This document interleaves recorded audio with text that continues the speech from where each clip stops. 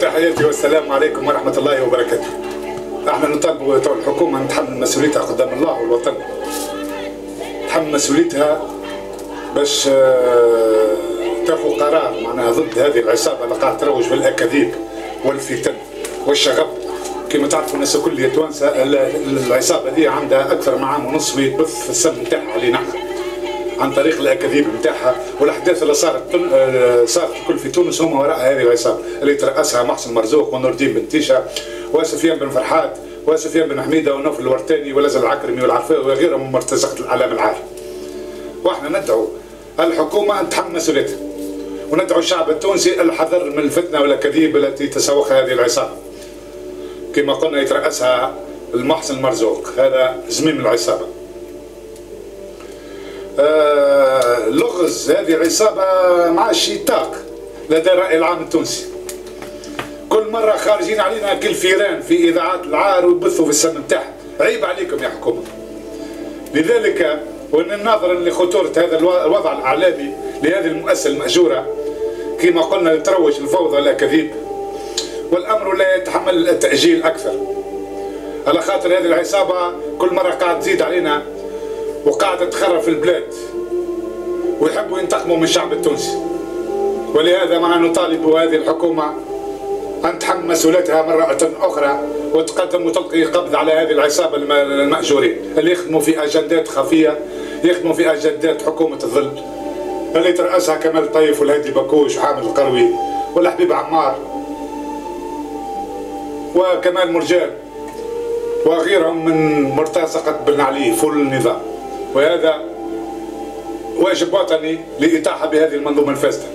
وهذا كلامنا والسلام عليكم ورحمة الله وبركاته. من هو نور الدين بن تيشة؟ من فرضه على الإعلام التونسي؟ لماذا يظهر في جمل القنوات التلفزية والإذاعات في كل الأوقات؟ من هي الجهة التي تسير وتخطط له لترويج تحاليله وبث أخباره الكاذبة وتهجمه الدائم على حكم إجباري؟ هل وراء جهات استخباراتية ينفذ أوامرها؟ هل اختفى رجال الإعلام في تونس أو انقرضوا حتى يظهر نور الدين بن تيشة المحلل والسائل والمفسر والمروج للأخبار وكأنه يحمل معه شهادة علمية عديدة يخول له فقط للحديث في الإعلام التونسي؟ وما سر تنقله من قناة إلى قناة في العديد من المرات في الأسبوع وكأن داخل دولاب الجمهورية لا يوجد من يقوم بهذه التحاليل للمشهد السياسي في تونس؟ هل نور الدين بن تيشة عميل مخابرات وهل يشتغل بحسابه الخاص؟ هذا ما يتمنى الأول لراديو موزايك اف ام نور الدين بوطار، وتقديم نوفل الورداني هيثم المكي ونور الدين بن تيشة تختصها للإذاعة لبث الفتنة والإشاعات والأكاذيب يوميا. وفي موزايك اف ام فقط إرهاب وتحريض على الفتنة وبث الأكاذيب والنيل من هبة الدولة القصد منه الالتفاف على الشرعية وحماية المفسدين التجمعيين الذين يهدفون الأموال الضخمة على العديد من الإعلاميين في هذه الإذاعة المشبوهة. إطار مشاركتي في مؤتمر العمل الدولي في جنيف بسويسرا كان لرئيس الجمهورية المؤقت محمد المصطفى المرزوقي لقاء بالجالية التونسية هنا للاستماع إلى مشاغلها. احنا عمل رأي سنتين مش نعرف الأسعار وميزة قال حتى اليوم موجودين في تونس أنا شايفة للاستماع إلى مشاغلها. احنا عمل رأي سنتين مش نعرف الأسعار وميزة قال حتى اليوم موجودين في تونس أنا شايفة للاستماع إلى مشاغلها. احنا عمل رأي سنتين احنا عمل رأي سنتين